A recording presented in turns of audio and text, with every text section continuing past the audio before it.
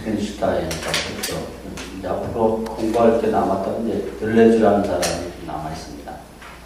왜 남아 있냐면 이 동양과 서양의 가장 큰 차이는 지난번에 선과 모터사이클에서 본 것처럼 서양은 이제 플라톤 중심의 진학파 1등주의, 이데아로 말할 수 있는 원형이 있다고 하는 전제에 의한 그런 철학이 대세를 이뤘습니다.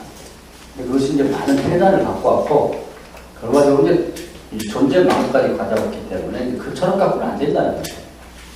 그럼 무슨 철학이 필요하냐면, 피어시그에서 보면 이제 선학파적인 모든 사람 모든 것이다.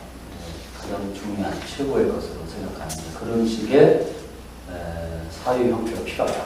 그것이 그냥반이 아이디어적인 것은 이제 한국의 자연 돌멩이를 모아가지고 이렇게 성벽을 쌓은 걸 보고 그걸 똑같은 모양으로 잘라서 서양식의 그런 성을 쌓은 것보다는 자연적인 선을 살려서 그대로 돌멩이를 잘 맞춰 쌌을 때 훨씬 더 아름답고 보여줬더라.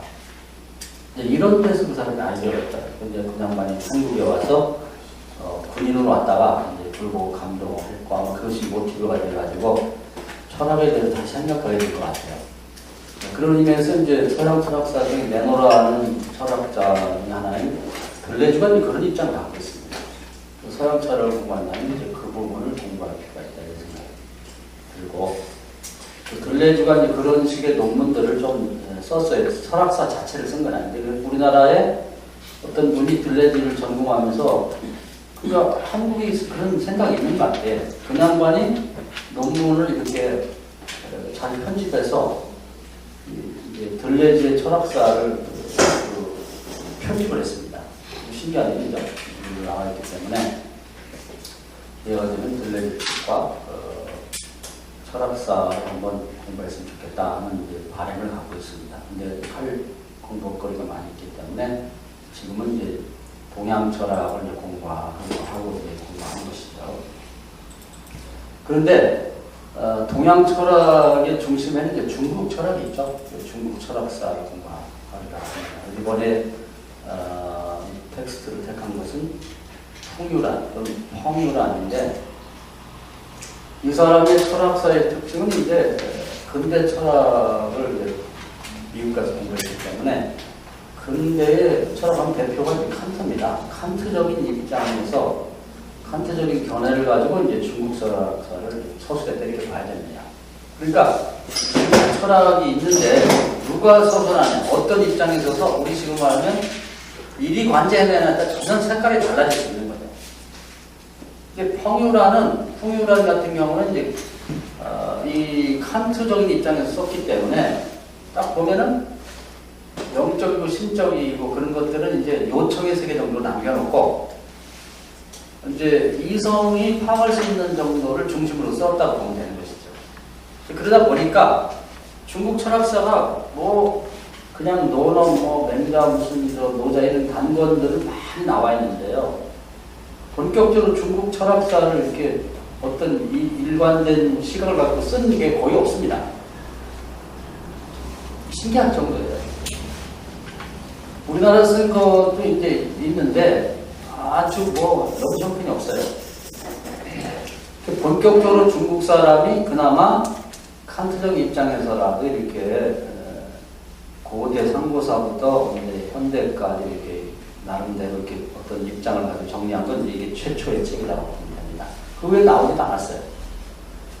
그때는 어쩔 수 없이 우리는 그래서 본격적으로 이 중국 사람이 쓴 중국 철학사를 보는 것이 좋겠다 해서 텍스트로 담았는데 우리가 추구하는 것과는 좀 다릅니다.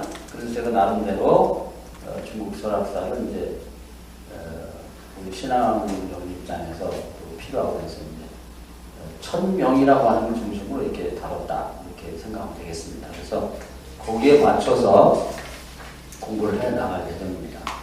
오늘은 이제 그 천명이라고 하는 데까지 와서 이제 그 천명을 뭐라고 파악하냐에 따라서 이제 그 제적 백가 시대에 춘추 전국 시대에 많은 사상가들이 나왔다.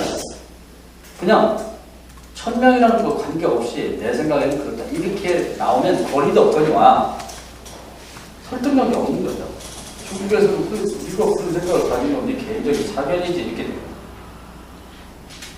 그래서 우선 그러한 일이 가능케 만든 최초사는 공자입니다. 그렇기 때문에 이제 공자를 공부하려고 하는데 이 논어를 보면요, 뭐 저도 뭐 한 7~8권 있는가 종류가 최근에 나온 건 뭐 우리나라에서 또 한 주석도 나와 있고 다양하게 나와 있습니다. 근데 사람마다 다 틀려요. 뭘 중심으로 보냐에 따라서. 그런데 이제 우리가 그래서 이제 전체성이라는 게 굉장히 중요합니다. 이 중국 철학사 전체를 어떤 입장에서 보냐에 따라서 논어가 전혀 다른 색깔을 보일 수 있다는 거죠. 우리는 이제 그 천명이라고 하는 걸 중심으로 논어를 보겠다 이런 얘기입니다. 이해가 되시죠? 네. 그런 다음에 이제 그 다음에 나머지는 참고로 보시면 됩니다. 그래서 여러분한테 어떤 책도 좋으니까 꼭 읽고 오십시오. 이렇게 부탁을 드리는데 저는 황희경이라고 하는 사람이 정리한 책을 봤습니다. 여러분이 뭐 각자 다르는데 하여튼 저는 여러 권 읽긴 있지만 비교적 좀 쉽게 풀었고 내용이 페이지 수가 좀 얇아가지고 그렇게 해서 봤어요. 자, 그러면 이제 1000명까지의 그 중국 철학사를 다시 한번 복습을 해보고 그 다음에 이제 조금 진도를 다가 오늘 제가 여러분 뭐 그냥 읽어오라 그러면 이제 중구난방이 될 것 같아서 나름대로 좀 정리를 해봤습니다. 그래서 읽어가면서 필요한 걸 정리를 한번 봅시다. 중국의 철학 또는 사상의 역사 또는 그냥 역사도 보면은 처음에 신화 시대가 있죠.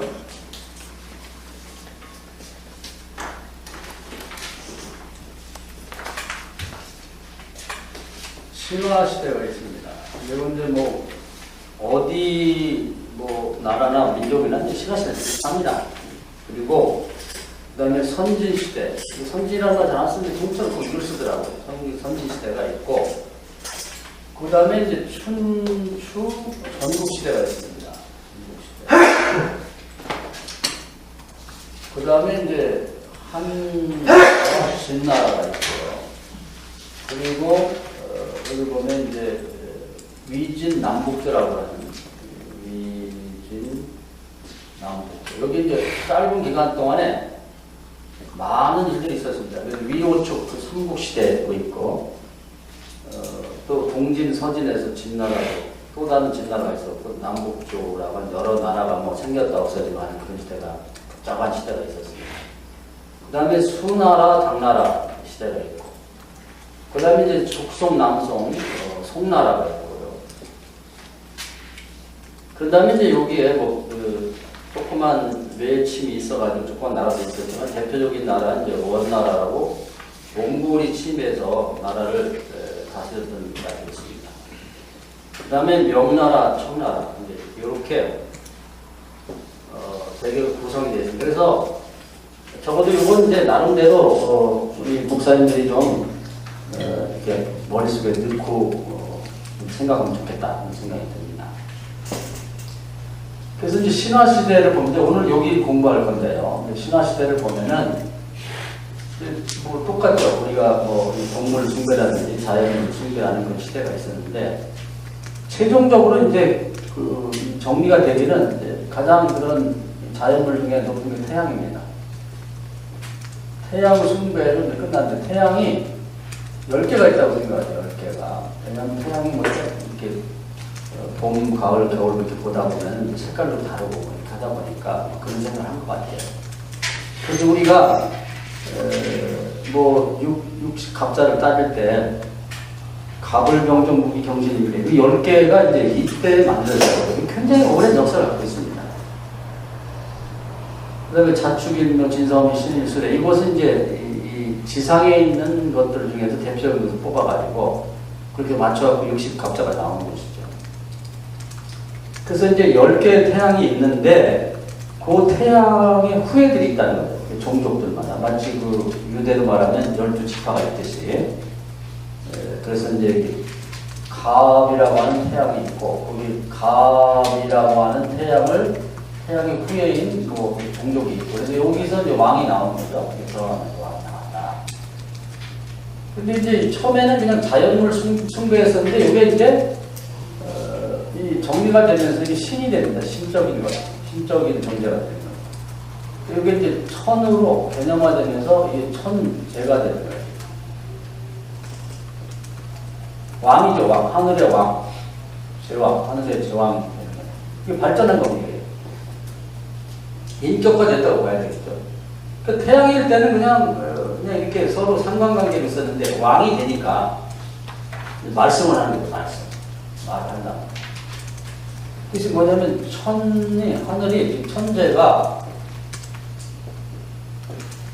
사람에게, 왕에게 말이죠. 1000명을 주는 거예요, 1000명. 이렇게 하라. 그 천재가 나중에 이제 뭐 하재라고 해서 땅의 신까지 되는데 이제 중요한 건 뭐 참고만 하면 되겠고 천재, 하늘의 제왕이 지상의 왕이 된 그 왕에게 1000명을 내린다고 1000명. 그래서 이 1000명을 내리는 지상의 왕이 지행합의를 할 때 이걸 이제 덕이 있다고 합니다.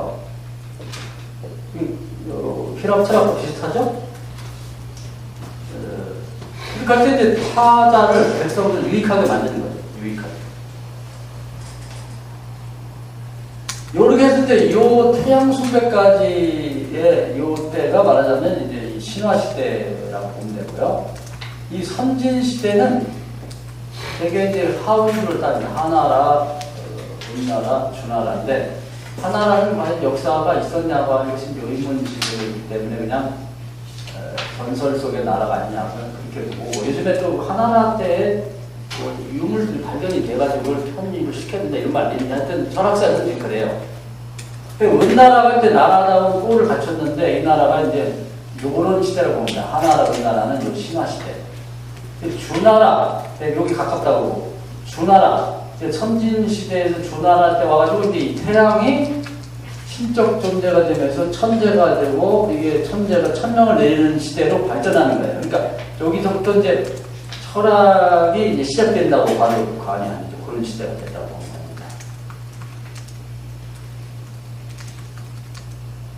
그러면 이제 이렇게 해서 이제 이 주나라 왕이 아주 대표적인 그런 이제 이 천재의 명을 1000명을 듣고 거기에 지행합의를 산 덕스러운 왕이 됐다.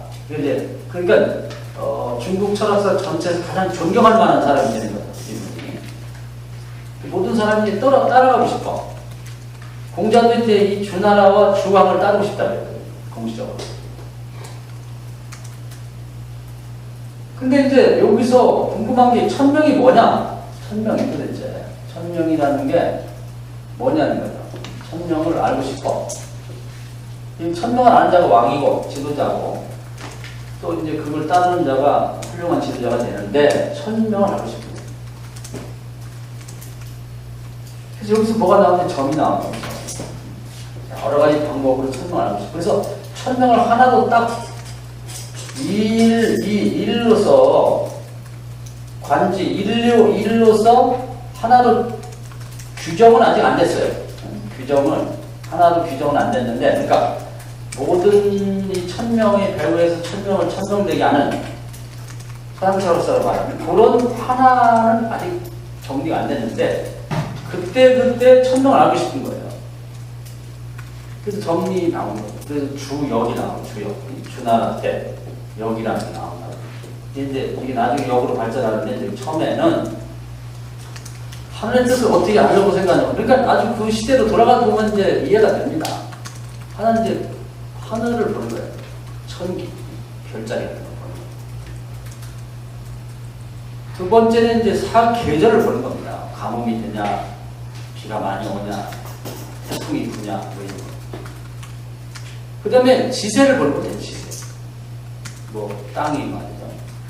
무슨, 뭐, 지진을 하느냐, 뭐, 어떻게 되느냐. 그래서 이게 나중에 풍수지로 발전하는데, 그게 있고. 그 다음에 또 한 가지 꿈을 꾸면은, 그 꿈이라는 게 희한하잖아요. 저도 그저께 이 지방 같은 목사님 꿈을 꿨는데 전화를 안 했는데, 너무 생생하게 자동차 사고 난 꿈을 꿔서 같이 갔다 그래갖고, 전화를 할까 안 하는데, 하여튼 그 꿈이, 상상한 꿈에는 뭐가 있는 거 같잖아요. 그래서 이게 무슨 예지몽인가? 꿈이. 이렇게 해가지고 이제 그 꿈을 갖고 이제 자꾸 이제 미래를 예측해보고 천명을 파악하려고 하는 경험이 있었다. 근데 그 중에 특이한 게 이제 이 거북점입니다. 거북이라는 게 이제 뭐 전설이 많죠. 하늘에 뭐 기운을 받아가지고 오래 살다 보니까 그런 거 같아요. 거북 등껍질이 상당히 무슨 그 신비한 거를 이렇게 사람들이 생각보다 알려드린단 말이에요. 거북을 잡아서 등딱지를 뗀단 말이에요. 그런 다음에 이제 이 등딱지에서 구멍을 뚫으면, 그리고 불에 태우면은 거북 딱딱한 부분이 금이 여러 가지 간단 말이에요. 근데 이제 그때마다 여기 다 달라. 불 기운이나 구멍의 크기나 거북이 오래 묵었냐 얼마 안 사는 거냐 그거에 따라 다 모양이 달라. 그래가지고 이걸 보고서 이제 또 우리 말로 샤먼들이 말이죠. 이렇게 모양을 보고서는 이게 뭐 같다 뭐 같다. 근데 이게 하도 오래 하다 보니까 이제 이걸 그림을 그려다 이렇게 이런 모양이 될 때 어떻더라. 또 이게 이런 거 이렇게 모였을 때는 어떻더라. 이래가지고 이제 여기다가 과거에 그런 모양이 나왔을 때 일어났던 일들을 기록을 많이 하다 보니까 그것이 정리가 된 거예요. 그게 주역입니다. 이해가 되시죠? 근데 모양을 이제 나눠보니까 지금 아무리 여러 가지 나눠봤죠? 통계적으로 보니까 지금 나와 있는 것 정도밖에 안 나와, 모양이. 끊어진 거, 그리고 하나 끊어지고 두 개 붙어 있는 뭐 이런 식으로 해가지고 통계적으로 되게 수학적입니다, 굉장히. 그 모양 전체를 거기 지금 주역에 나와 있는 그림, 다음에 한번 주역을 우리 공부를 한번 해봅시다. 뭐 깊게 공부할 건 없고, 주역이 도대체 어떻게 생기고 뭘 하려고 하는지를 그 정도는 알고 가자는 거지. 주역 한다니까. 그래서 그림을 아무리 나눠도 그 정도 형태밖에 안 나오는 거예요.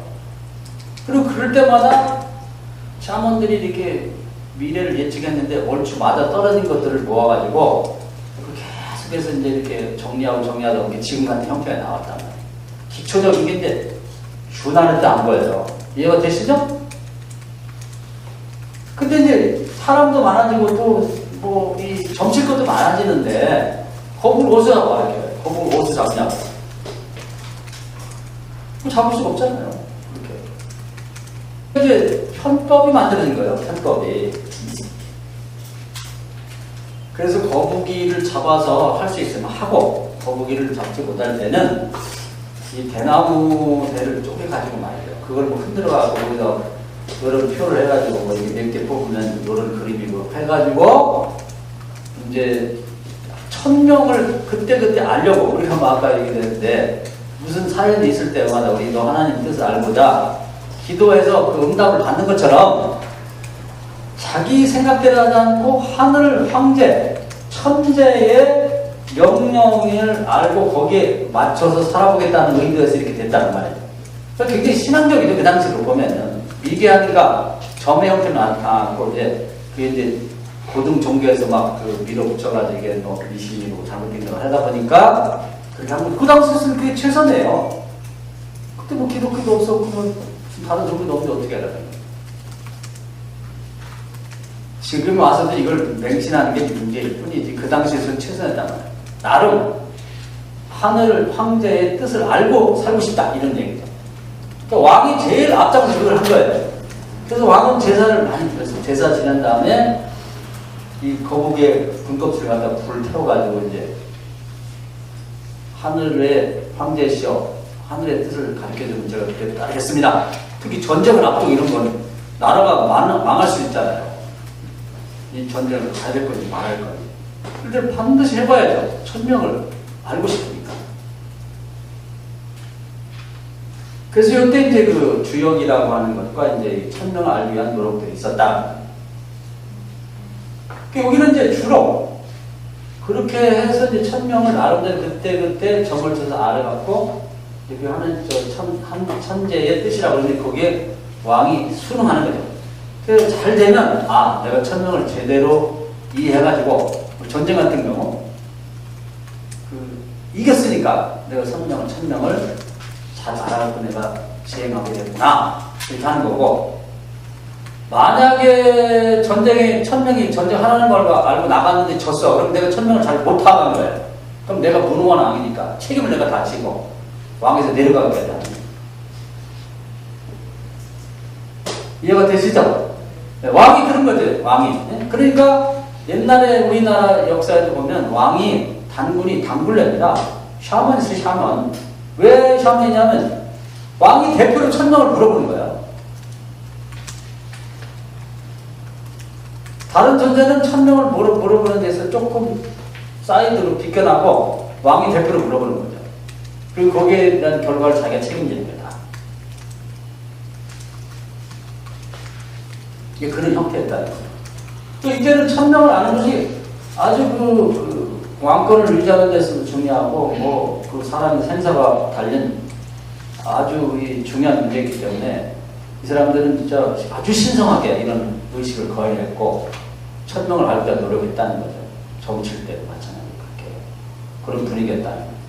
그런데 이제 그 시대가 바뀌면서요, 이제 상당히 시간이 지난 다음에 이제 춘추 전국시대가 됩니다. 근데 이때 이제 그 중국 역사에 천재들이 많이 나옵니다. 그게 아마 그런 때가 있는 것 같아요. 천재 시대가 지나고 이제 주나라의 주왕이 정말 이렇게 이런 기초를 닦아놨는데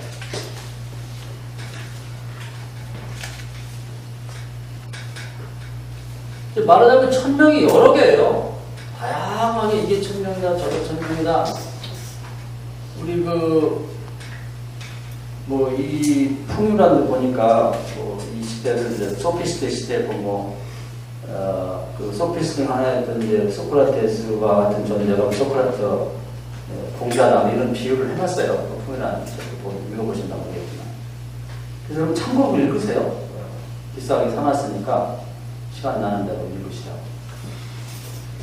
그런데 천명이 이제 많이 있잖아요. 이제 그때 무슨 일 있을 때마다 이제 이렇게 이게 천명이다 저게 천명이다 이게 많단 말이에요. 또 왕들도 여러 왕들이 나와가지고 하는데 그러니까 이 천명을 한마디로 말했을 때 이리관지에서 그러면 가장 중요한 게 뭐냐 이게 다른 걸 내포켓 치고 이런 많은 천명 중에 핵심되는 천명의 그 중심이 뭐냐 이게 이제 그 당시에 사람들이 관심이었단 말이에요.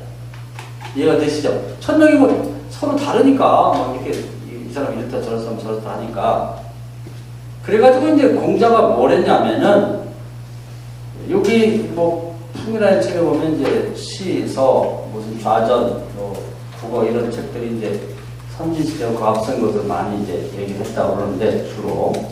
근데 이제 그 전에 모든 자료들을 이제 총 정리를 했습니다. 다 수집해 읽어본 거예요. 이게 필요합니다. 그 바울도 왜 훌륭한 인물이 됐냐면은 자기가 회심하고 좀 일하려는데 아무도 기회를 안 줘. 그러니까 시골에 내려가고 11, 6개월 동안 그동안 있었던 자료를 다 수집해 읽은 거예요. 계속. 이 예수를 본 사람들, 설교된 사람, 쫓아낸 사람들이 간증이라는 게 한마디로 꿰뚫어서 이게 뭐냐. 그래서 결론은 뭐냐. 예수가 그리스도라는 걸 결론 낸 거거든요. 이 공자도 벼슬을 못했습니다. 벼슬. 돼지 막 지키거나 이런 창고지기 같은 거 했지. 나중에 법무장 같은 잠깐 했다는 말도 있는데 그건 진짜인지 잘 모르겠고. 그 기회가 안 되니까 시골에 내려가서 사람들 가르치는 걸 한 거예요. 그리고 과거에 있던 자료들을 다 모아가지고 읽기 시작한 겁니다. 그리고 이제 그걸 정리를 한 거예요. 그래서 그걸 6경으로 정리를 한 거죠. 6경으로 보면 시경, 서경, 역경, 악경, 이게 음악이죠. 예경, 춘추경.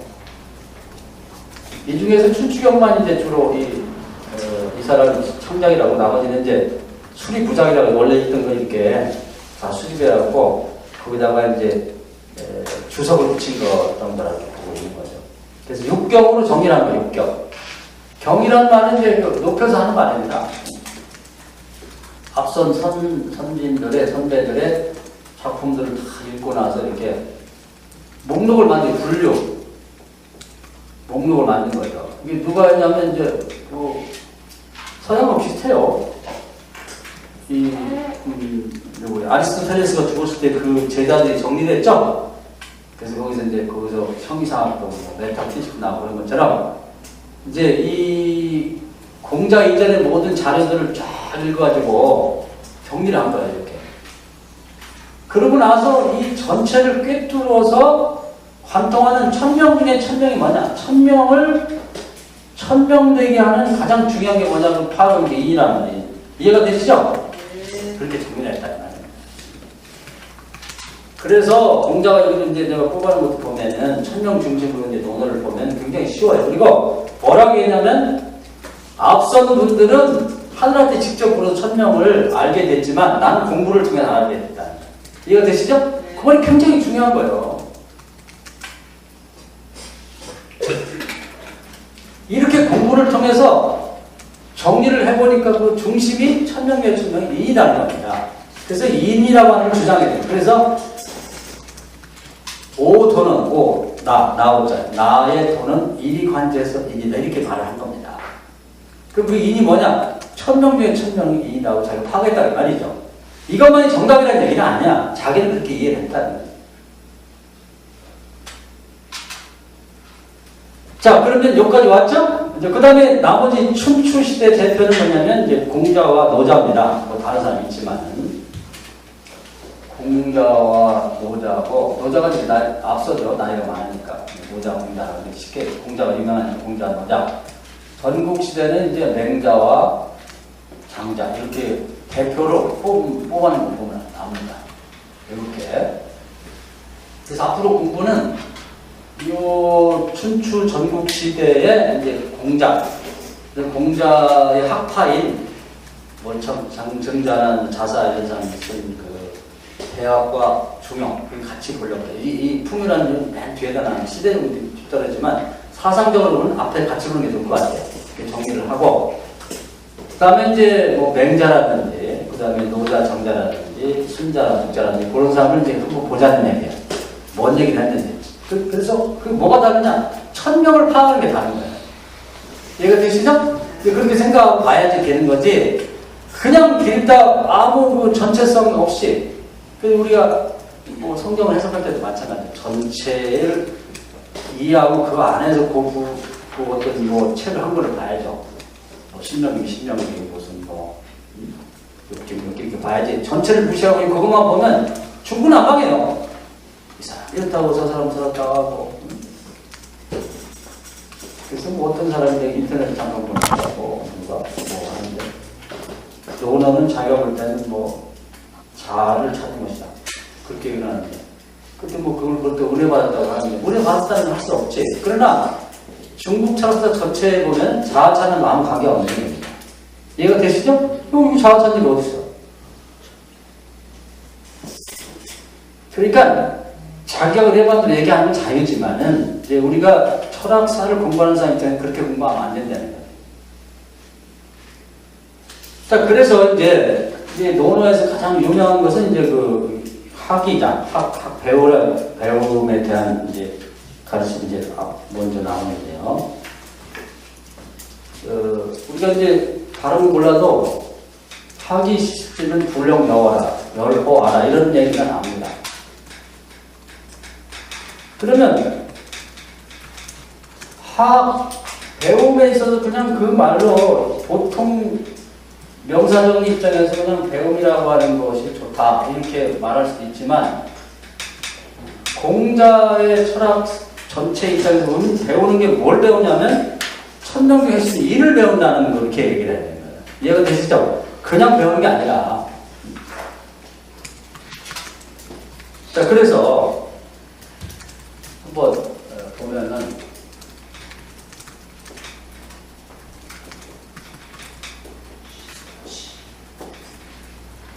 이제 이게 배움을 때로 배우고 때로 익히면은 불력여로하단 말이죠. 불력 이게 설이라고도 하고 이게 기쁠 열자도 됩니다. 호라 이게 기쁘지 아니하냐 이 말이죠. 배우고 때로 익히면 기쁘지 않냐. 근데 그냥 배움이 아니라 여기다가 전체적으로 그렇죠. 인을 배우고 익힌다 그러면 그게 기쁘지 않냐인가. 왜냐하면 천명의 핵심을 우리가 파악하고 사는 거니까 더 이상 볼 게 없잖아요. 천명을 깨닫고 그걸 자꾸 학습을 하고 그걸 자꾸 연습하고 이리관자로 가다 보면 이거보다 기쁜 일 없죠 사실은. 우리 목회자로 말하면 기독교로 말하면 사람이 하나님 뜻을 알고 그 뜻대로 살려고 열심히 노력하고 경건을 연습하면 그거보다 더 좋은 건 없죠. 그 다음에 유붕이 맞아요? 자원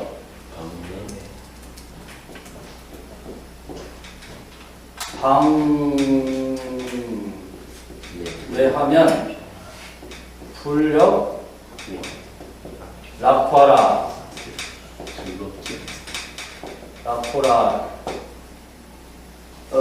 친구가 있어가지고 멀리서 나를 찾아오면은 이것 또한 기쁘지 않은가. 왜 기쁘냐면 인을 아는 사람, 인적인 인을 알고 사는 삶을 살려면은 그 인에 따라 살고 있는 그 이리관지하는 법, 그를 가까이 해야 돼요.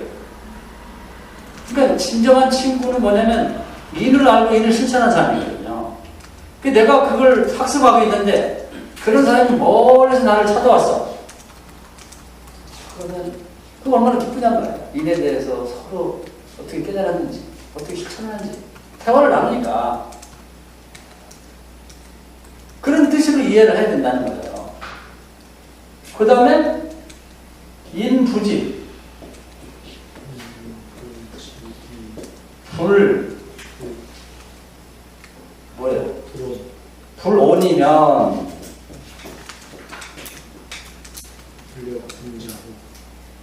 인부지 불온이라도 불이라면은 불력 군자호라. 사람이 나를 알아보지 않아도 내가 화가 나지 않으면 이런 사람이 군자라고 말할 수 있지 않다. 이런 뜻입니다. 그러니까 내가 인을 따라서 그걸 알고 실천하며 살고 있다 그러면 남이 안 알아듣는 걸 그 무슨 내가 그게 괴롭겠냐 이 말이지. 그래서 이걸 천명이라는 걸 없이 천명이 인이라고 하는 걸 빼고 이해해도 이해는 돼요. 그렇게 이해하는 것은 조금 본질에서 벗어날 수 있다는 얘기를 하려고 하는 거예요. 그래서 이 철학 공부에서는 그 대세를 알고 공부하는 게 굉장히 중요하다. 자, 그러면 중요한 얘기는 했어요. 이렇게. 천명을 그 전의 사람들은 그건 공자가 고백한 얘기입니다. 직접 하늘에 물어봐서 알았지만 나는 공부를 통해서 알았다. 그 얘기 다 나오잖아요. 앞에서 그 자료를 다 육경으로 분리해서 목록을 그냥 정리하고 났더니 아하, 그동안에 천명을 받은 분들의 얘기를 다 공부해봤더니 그 중심은 천명의 핵심은 일이다. 일이관지. 그러고 나와보니까 공부하는 것 중에 일을 공부하는 것처럼 그렇게 즐거운 일 없더라. 그런 거 같죠? 일을 알고 실천하는 친구가 멀리 찾아와가지고 쓸데없는 다른 소리 하느라 인에 관해 논하고 그렇게 실천했다는 얘기를 나누다 보니까 일 또한 기쁘지 않아. 이것처럼 기쁜 일 없더라. 그리고 또 내가 이렇게 산다고 할 때 남이 나를 알아주지 않는데 내가 뭐가 화가 날 경우가 있겠는가. 그럼 군자가 따로 있나? 이게 군자지. 이런 얘기입니다. 첫 번째 이 얘기로 이제 공자 학습력에 다 들어있다고 보면 돼요. 그러니까 마치 시편 150편이 시편 1편에 다 내용이 들어오면 똑같다는 말이에요. 자, 그러면 한번 이렇게 논어를 보는 곳은 없습니다. 제가 그 천명 중심으로 논어를 한번 재구성해 봤으니까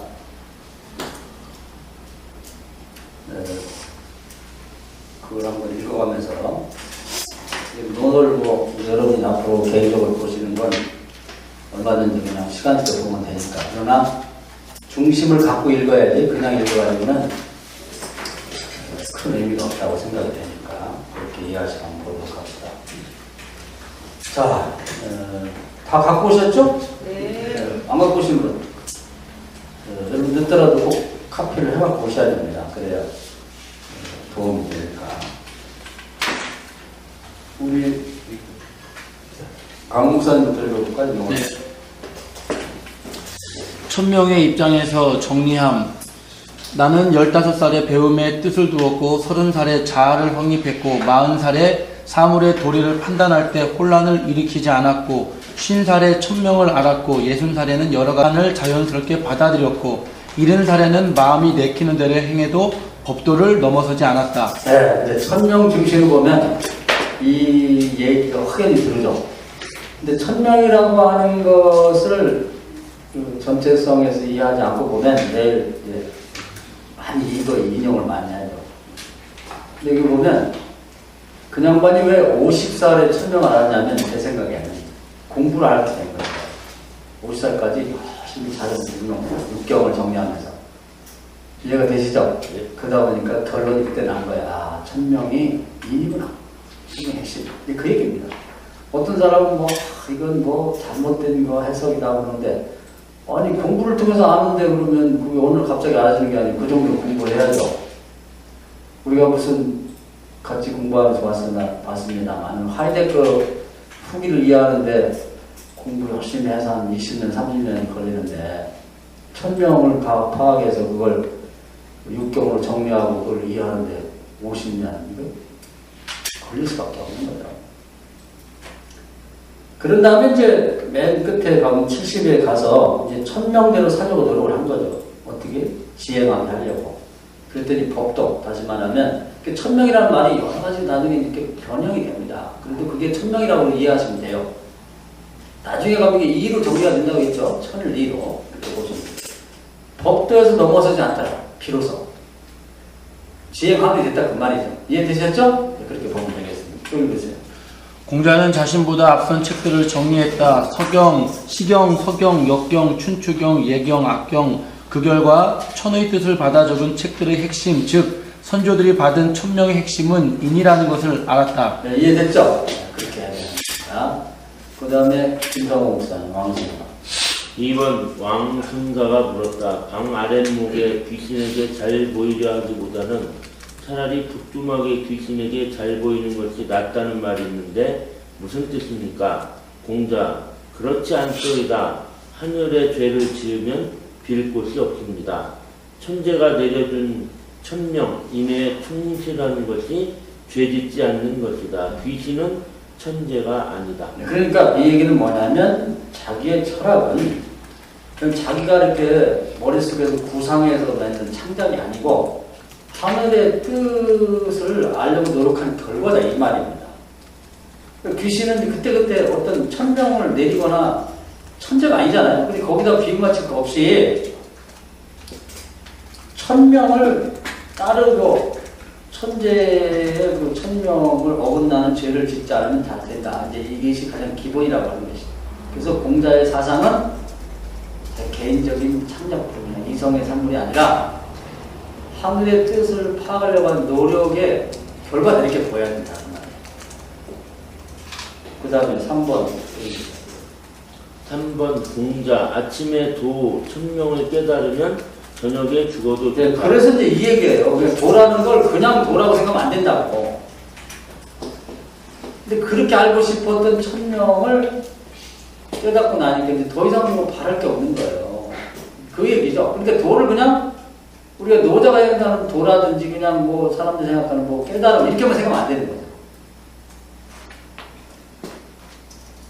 신춘구 목사 4번입니다.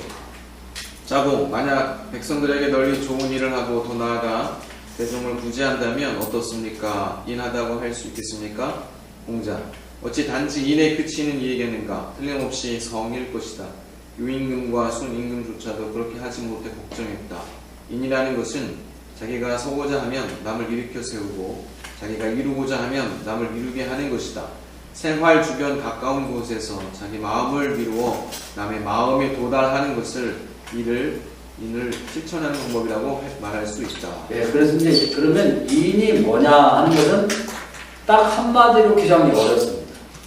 많은 걸 포괄하고 있는 거죠. 인이라고 하는 것이. 그래서 뭐 우리가 그냥 인은 뭐 기독교 사랑이고 또 불교 자비다 이렇게 비슷하다고 그러지만 기독교 사랑이라고 할 때 한마디로 규정하기 어렵죠. 그래서 바울도 보면 고린도전서 13장에 사랑을 얘기하는데 뭔 얘기야? 별소리 다 해요. 더 어려워? 그냥 똑같아. 인은 인인데 어려워요. 그런 건 똑같습니다. 쉬운 게 어려운 거예요.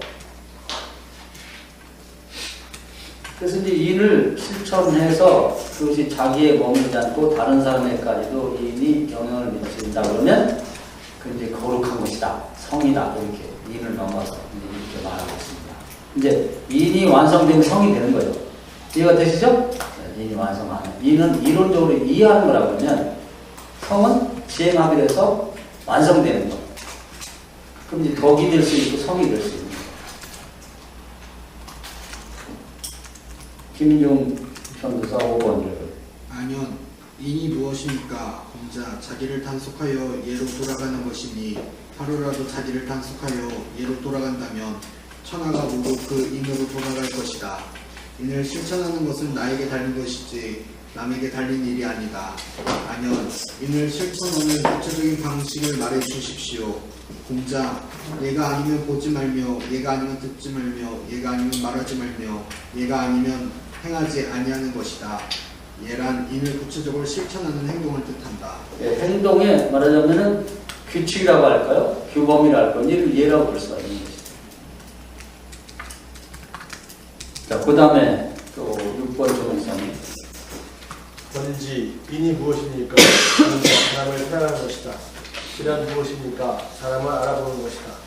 다른 사람을 중용하여 바르지 않은 사람 위에 두면 바르지 않은 사람을 굳게 할 수 있다. 네, 그래서 이제 또 인에 대해서 무엇인가. 근데 사람을 사랑하는 것 어렵죠? 네, 사랑이라는 말 자체가 어려우니까. 그래서 인에 대해서 자기 나름대로 그렇게 설명을 하고 있다. 인에는 풍요라는 어떤 질을 포함하고 있다. 인에는 용기를 포함하고 있다. 이런 식으로 해석을 합니다. 그래서 인이라고 하는 걸 파악했지만 공자가 나름대로 이걸 또 한마디로 그 내용을 추가하기는 어려웠다. 이렇게 보면 되겠습니다. 그 다음에 7번은 윤목사님. 공자, 아무도 나를 아는 이가 없구나. 자공, 어찌 선생님을 아는 이가 없겠습니까? 공자, 하늘을 원망하지 않고 사람을 찾아낸다. 아래로 인간사를 배워 위로 천명을 알았으니 나를 아는 자는 하늘일 때다. 공자는 직접 하늘로부터 천명을 받은 것이 아니고 인간사, 즉 육경을 통해서 나타난 선조들의 천명을 실천한 것을 통해서 공부를 통해서 알게 된 것이다. 네, 이해되셨죠? 네, 그렇게 되겠습니다. 그러니까 이렇게 공부를 통해서 한 천명 알고 있는 건 하늘은 알고 계실 거다. 천재 이렇게 보는 겁니다. 또 김목사님 8번 자문을 그만합니다. 자공, 어떻게 하면 인을 잘 실천하겠습니까? 공자, 장인이 맡은 일을 잘 하려면 반드시 먼저 연정을 예리하게 해야 한다. 어떤 나라에 살면서 관리 중에 훌륭한 일을 섬기고 선비 중에 인한 사람을 벗으로 사귀어야 한다. 시행합의를 실천하고 있는 사람을 본받아 잘나는 것이다. 인을 알고 인을 실천하는 사람들. 네, 그래서 이제 학위편에 나온 거죠. 유봉이 더한 방면 하면은 불령 낙화라 이런 말 나온 것입니다. 그 얘기를 하는 거죠. 그래야 나만 이거 알고 나만 실천하는 게 아니라 아 이렇게 정치하는 분도 있고 이런 친구도 있구나. 그럼 나도 이렇게 해야지 하면서 닮아가고 할 수 있다는 겁니다. 그 다음에 김지성 목사님 9번. 공자, 백성들의 인에 대해서 물과 불에 대해서보다 더 절실히 필요하다. 나는 물과 불에 뛰어들었다가 죽은 사람을 보았지만 인을 실천하다가 죽은 사람은 보지 못하였다. 신령인 인을 지행하되 실천하다가 죽은 사람이 없다는 것이다. 네, 이게 이제 가장 귀한 삶으로 보는 거예요. 그렇게 정말 지행합의를 하기 위해서 타협이나 양보 없이 사는 사람. 그게 성인이겠죠. 이런 얘기고요. 그 다음 10번 읽어주세요. 공자, 인에 합치되는 일과 마주쳤다는 스승에게 쳤다면 스승에게도 양보하지 않는다. 그리고 스승이 정경스럽지만 인과 다른 말씀하면 스승에 대해서도 그건 아닙니다라고 말할 수 있어요. 인이 최고의 가치를 보는 겁니다. 천명이니까 이게 내가 깨달은 거라면 그걸 양보할 수 있겠죠. 그러나 하늘의 뜻에 대해서는 그 양보할 수 없다. 그런 얘기입니다. 천명이라는 거 꼭 기억을 하면서 읽어주셔야 됩니다. 강목사님 11번. 군자는 세 가지 두려워하는 것이 있다. 천명을 두려워하고 대인을 두려워하며 성인의 말씀을 두려워한다. 소인은 천명을 알지 못하여 두려워하지 않고 대인을 우습게 보고 성인의 말씀을 업신여긴다. 대인은 천명을 받고 본자의 옳은 자이다. 성인은 천명을 받고 그대로 사는 사람들이며 이것을 실천으로 가르치는 사람이다. 네, 그래서 이제 천명서 나오죠. 그래서 이제 그런 사람들을 이제 존중하고 그런 걸 따라 배우려고 해야지 그걸 무시하는 사람이 소인배라고 하는 거죠. 요즘에 저는 이제 중국 철학 이런 철학이 나왔는데 중국 사람들이 좀 소인배가 아닌가 이런 생각이 들어요. 왜냐면 우리나라를 대하는 걸 보면은 사드 때문에 뭐 사드가 공격하는 것도 아니고 그거 가지고 롯데마트를 가서 포크레인을 뜯어내고 그런 짓 하면 안 되죠. 한국 가지 마라. 국가 정부 탓. 아니 나라 등치만 크지 그 뭐하는 짓이에요 그게. 지금 어느 사회인데 지금 정보통신사예요. 그런데 구글을 들어오지 마라. 페이스북 들어오지 마라. 그래가지고 세국 정책을 써서 뭐가 되겠다는 거야. 그 소인배밖에 안 돼. 등치만큼 이제 어른아기? 그런 것 같아요. 왜 그런지 얘기가. 근데 지금도 보면은 다른 나라를 독립시켜줘야죠. 큰 나라라는. 내몽고 주고 티베트 독립시키고 신장 위구르 독립시켜야죠. 그리고 역사도 마찬가지예요. 역사도 그렇게 해서 그걸 뭐 어떻게 자기 민족이 열등시 때문에 그런지 자기 민족이 이렇게 올라가는 거예요. 우리나라 고려하고 백제도 지네 나라 땅이었다고. 옛날 고구려니 다 발해는 다 지네 땅이라고. 그렇게 왜곡을 해가지고 일본이 그 짓하다가 지금 왕따된 거 아니에요? 그래서 이제 중국이 이제 요즘에 한류 때문에 지난번에 역사 얘기를 이렇게 했는데 우리 유라시아 역사에 대해서 중국이 이제 중국의 입장에서 보면 유라시아 땅에 있던 사람들이 다 오랑캐라고 오랑캐. 진해 역사 입장에서 보니까 오랑캐. 그래가지고 이 유라시아 평화는 중국이 만리장성을 쌓으면서 이제 그게 평화가 깨진 거거든요. 전쟁. 또 유럽의 역사는 지뢰 편에서 생각해갖고 이 유라시아의 사람들 다 오랑캐라고 해다. 그런 식으로 표현한단 말이에요. 근데 만리장성을 쌓는 습관이 그대로 이 중국 사람의 멘탈리티에 DNA 속에 들은 거예요. 그게 지금 이제 이런 식으로 나타나는 겁니다. 블록을 한번 쌓는 거죠. 그래서 최근에 제가 우리 유목민 시대로는 근래에도 이제 서양 철학에서 유목민에 대한 얘기 가장 많이 얘기를 한 사람이고 본격적으로 철학에서 그 얘기를 한 거예요. 그 유목민이라는 게 이제 노마드라고 노마드 라틴어로. 근데 그 노마드를 중심한 게 이제 그 문화의 핵심은 유라시아예요. 유라시아. 우리나라를 포함한. 근데 거기 이제 뭐 여러 족속들이 있었는데 유목민에 관한 소개 책을 전에 봤는데 거기 이제 명구가 나옵니다. 돌골족이라는 족속이 있는데 거기에 명장 유푸쿠라는 사람이 있어요. 근데 그 비석에 이렇게 되어 있다고 그러냐. 왜냐면 성을 쌓는 자는 반드시 망한다. 끊임없이 이동하는 자만 살아남는다. 이렇게 되어 있단 말이에요. 그러니까 중국은 저렇게 하면 반드시 망합니다. 저렇게 해서 지금 우리나라를 이렇게 봉쇄하고 뭘 해보려고 그러고 이제 먹으려고 그러면 안 돼요. 지금 시대가. 그리고 인터넷을 통해서 온라인을 통해서 전 세계로 모든 정보가 확산이 되고 있는데 그 정보 확산의 중심에서 페이스북이나 구글을 차단하고 못 들어오게 하냐? 검색도보다 그건 안 되지. 그건 또 다른 만리 장성입니다. 언제까지 막을 거예요? 어떻게 막을 거예요? 일본이 그러다 망한 거 아니에요? 일본은 자기들이 이 동아시아, 유라시아의 문화권이 있는데 우리는 서양 사람이다. 지네국은 서양 사람이야.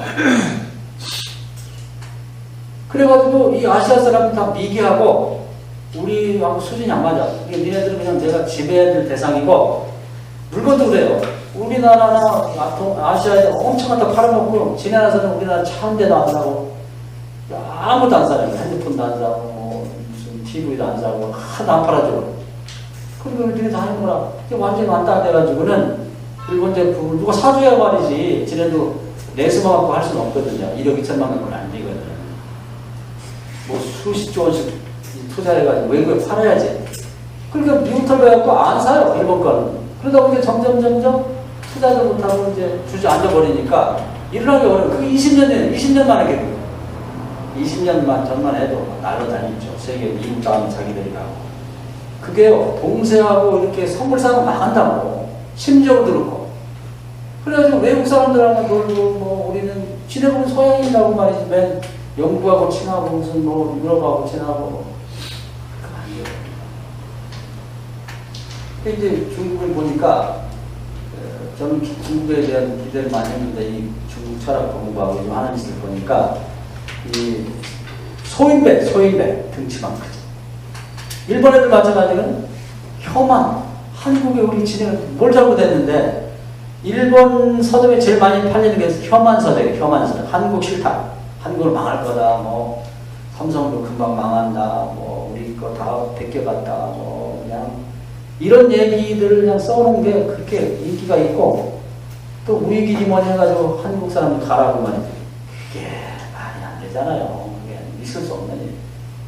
우리 한국 사람이 일본 사람들 만나고 테러를 하거든 니를 일본을 가라 그런 얘기 안 하잖아요. 그래서 우리는 이 빛 바닥에 그 멘탈리티 자체가 유라시아의 광활한 그런 땅에서 이 대책을 건설했던 후예이기 때문에 뭐 일본 애들이 뭐 나오고 겨봤자 그놈들 뭐 일본 놈들 그럼 끝이야. 중국이 뭐 펄펄 뛰고 해봤자 우리한테 지는 것들 뭐 지네요. 뭐야 축구도 우리가 이기고 뭐 다 이기는데 그걸 뭐 오라 이거야. 중국 애들 와 우리가 일본 사거나 이거지. 좀 그런 마음을 먹어야 되잖아. 그런데 그런 자신감이라는 게 그냥 우리가 뭐 그런 마음 먹어야 된다 이렇게 해서가 아니라 이게 우리 민족 그 빛 바닥에 말이죠. 정신주의 세계 무식 바닥에 이제 대제국의 후예이기 때문에 그런 게 아닌가 이런 생각을 하는 거예요. 그리고 모든 걸 우리나라는 다 받아줍니다. 지금 외국인도 지금 200만이라 200만 여기나 거주자가 일본이 1억 2천만이니까 우리보다 훨씬 인구가 많은데 240만 명이야. 그러니까 우리나라는 짧은 기간 동안에 2030년쯤 되면 20년이니까 약 300만 명이 우리나라 같이 살 거라고 그래요. 외국인들이.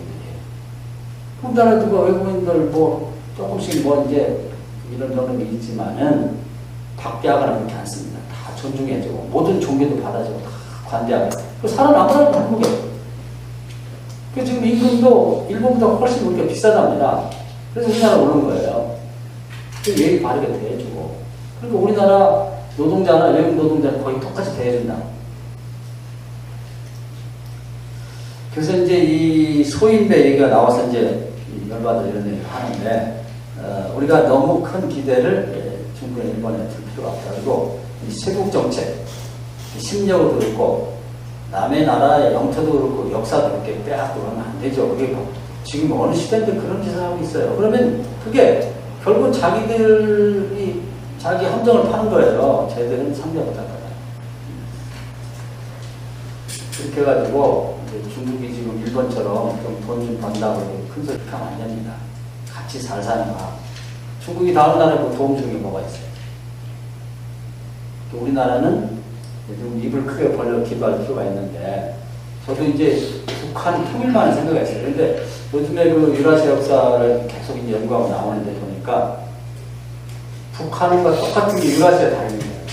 몽골 가난한 거, 카자흐스탄, 우즈베키스탄 그 나라들이 옛날에 우리와 같은 대책을 형성했던 나라들입니다. 말하자면 여기 신장 위구르까지 포함해서 참 어려운, 세계에서 가장 가난한, 옛날에 가장 부유했던 곳인데 망해가지고.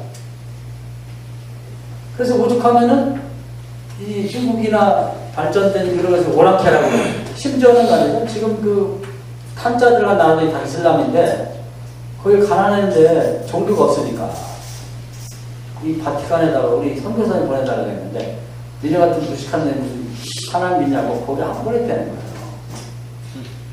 그래가지고 이슬람이 들어간 거예요. 근데 너무 불쌍하죠. 지금도 아무도 안 돌아보네요. 근데 알고 보면 우리하고 같은 그 옛날에 혈맹 관계에 있었던 나라들이기 때문에 우리나라의 이 최고 빈국의 70년 만에 세계 10위권의 부자가 된 경험이 그들에게 너무나 필요한 거예요. 너무나 필요한 거예요. 그러니까 중국은 이미 발전할 만큼 발전했고 앞으로 선교도 이제 거기에 관심을 가져야 된다는 거예요. 그래서 북한을 우리가 이제 완전히 그 세계 최빈국이잖아요. 그런 상태에서 이제 우리나라가 지금 도로 같은 것도 다 닦는 게 난 이유가 있다고 생각해요.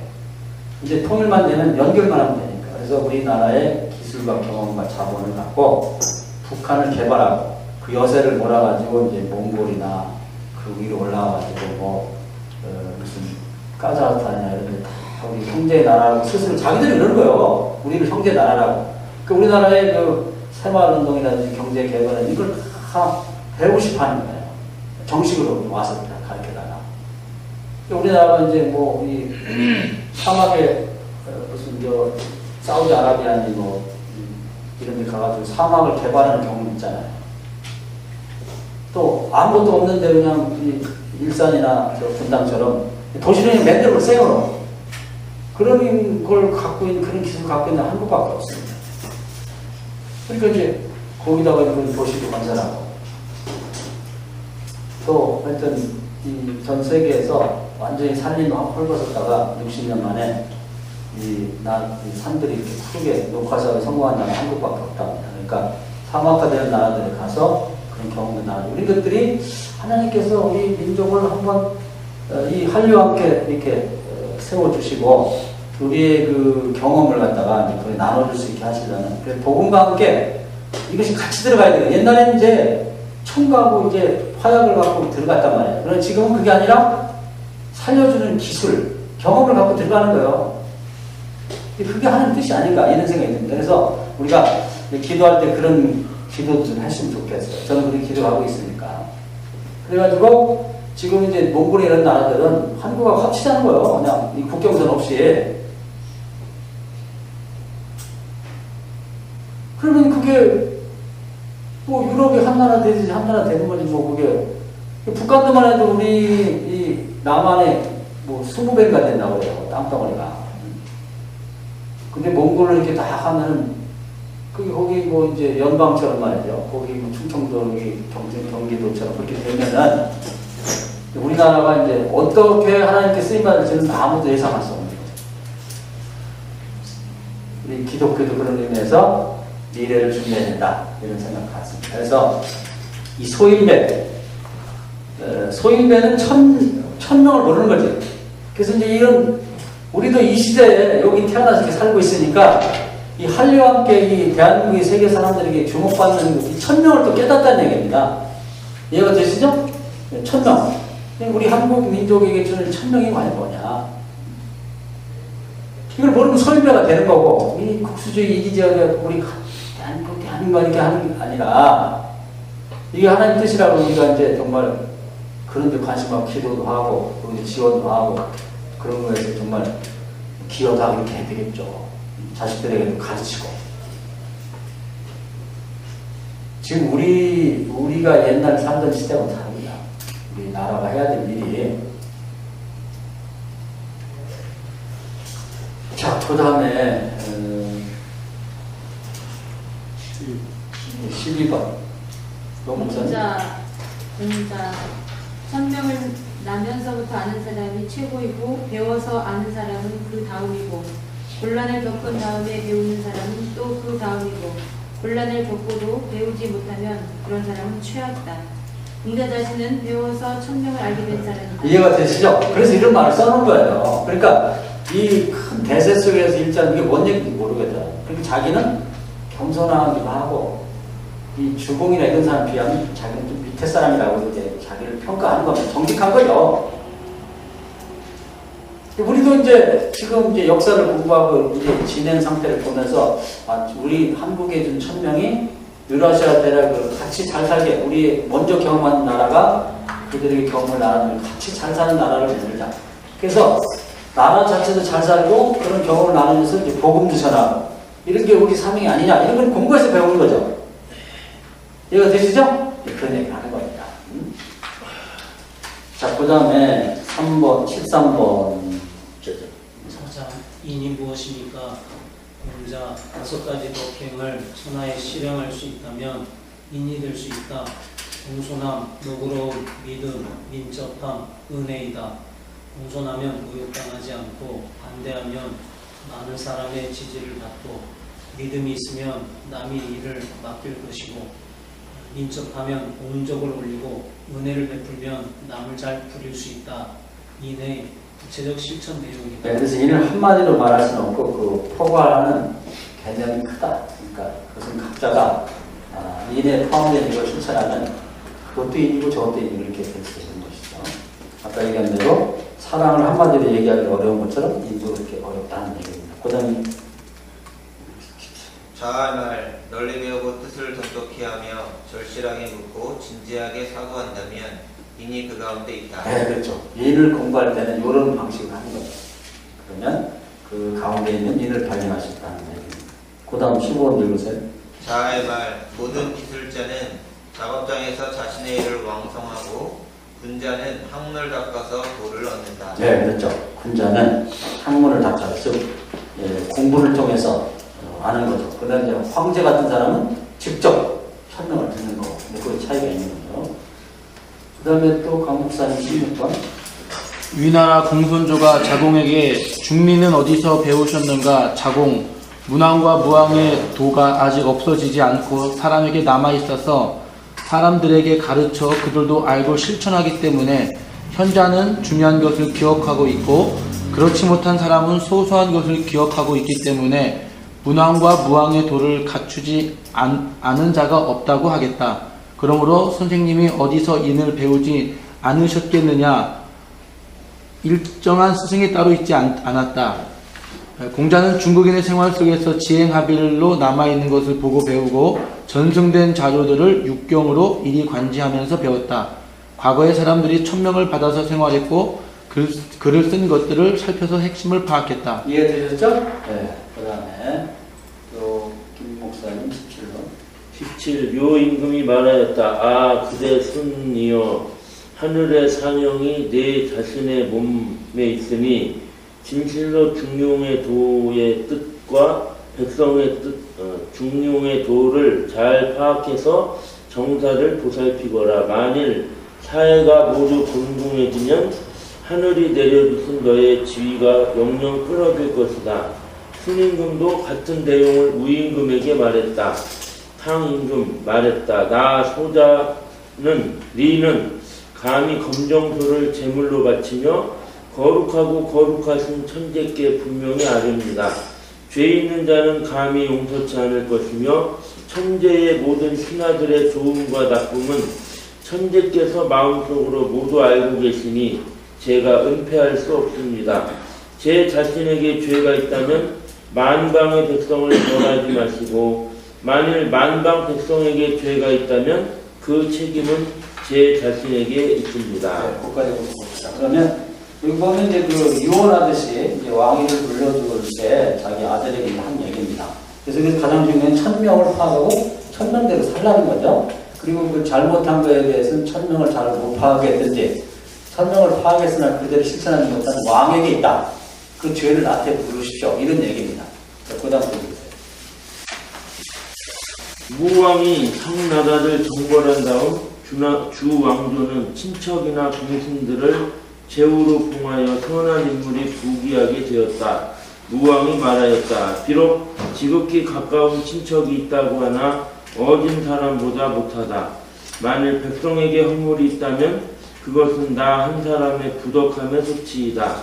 도량형을 엄격하게 다루고 법과 제도를 살펴서 폐지했던 관직들을 회복하자 천하의 정치가 잘 시행되었다. 멸망한 나라를 일으켜 세워주고 끊어진 대를 계승시켜주고 숨겨진 사람을 발탁하여 등용하니 온 천하가 백성들의 마음이 그에게 돌아가게 되었다.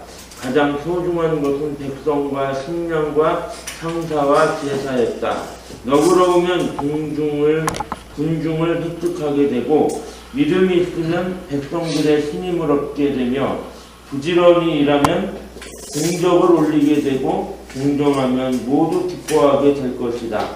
마지막 밑줄 친 부분이 국가에서의 인을 실천한 구체적인 내용이다. 그러니까 인이라고 하는 것은 이제 우선 자기 자신에게 적용해야 되겠고, 그 다음에 가족이나 주변 사람들 예를 등등하는 데 써야 되고, 마지막에 이제 국가 전체로 일을 실천한다면 이런 방식으로 그 주나라 때는 그렇게 했다는 거죠. 그랬더니 잘 되더라.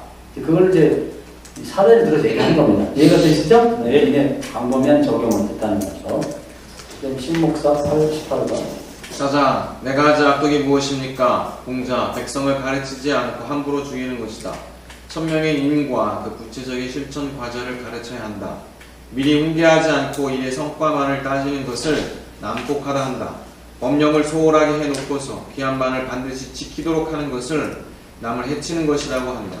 남과 똑같이 나누어 주면서 줄 때 인색한 것을 구수라치라고 말한다.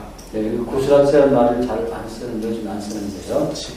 구수라치는 뭐냐면 이제 이 관공서 공무원 중에서 하급 관리 같은 거 하고, 아니면 관공서에서 뭐 관리는 아니고 그냥 심부름만 하면서, 그래도 이제 평균보다 좀 높은 세도를 부린 사람이에요.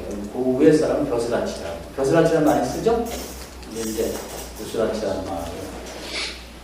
목사님들 책에는 번역이 이걸 제가 본 책에서는 번역을 그렇게 했더라고요.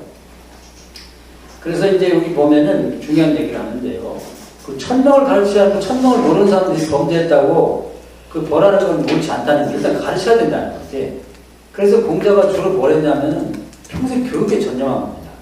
일단은 배워야 되니까. 그래서 이스라엘 백성들은 이제 가나안 땅에 들어가기 전에 40년 동안 광야에서 국민 교육을 열심히 시켰죠. 얼마나 열심히 시켰냐면은 앉아서 걸어갈 때, 누웠을 때나 하여튼 계속해서 이제 율법을 가르쳤다는 거예요. 천명이죠, 율법이. 하나님이 주신 명이니까. 지금도 교인들에게 이제 가장 먼저 해야 될 것은 이제 천명에 대한 하나님의 말씀을 잘 가르쳐서, 그리고 그것이 실천하는지 안 되는지를 자꾸 이제 그걸 관리해주고 정부화되는 걸 해야 되는 뜻입니다. 그걸 안 가르쳐보면 벌하는 건 말이 안 된다는 거예요. 천명의 입장에서 보면 맞는 얘기죠? 그런 얘기고요. 그 다음에 또 김현중 전서 19번.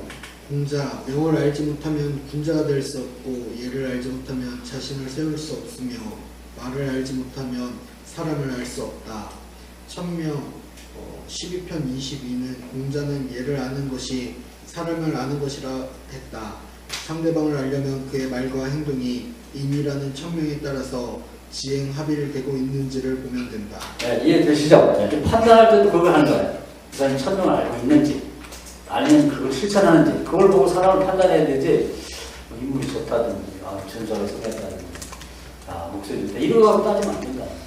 그래서 정말 이 논어를 읽어보면은 우리가 일이관지, 인이라고 하는 관점에서 자기 자신도 얘기하고, 상대적 평가가 정말 즐거운 게 뭔지도 얘기하고, 국가가 어떻게 해야 되는지 알고, 그렇게 말을 하고 있다는 거예요. 그래서 이제 그 동양에서는 첫 번째로 이런 이기관지하면서 어떤 핵심적인 그런 가치를 갖고 이렇게 책도 정리해내고 또 자기 사상을 체계화한 최초의 인물이라고 그런 점에서 그 내용이 그가 말한 내용도 훌륭하지만 그 한 행위 자체가 큰 교훈을 남겼다는 겁니다. 그래서 논어는 그런 의미로 가치가 있다 이렇게 생각되고 이걸 중심으로 한번 여러분이 필요한 걸 참고로 읽으면 훨씬 더 이해가 빠를 거라고 생각합니다. 그렇다고 해서 뭐 제가 읽은 것만이 논어를 읽는 유일한 방법은 아닙니다. 여러 가지 방법 중 하나라는 얘기입니다. 이해가 되셨죠? 네. 자, 그러면 오늘은 이제 논어까지만 얘기하겠습니다.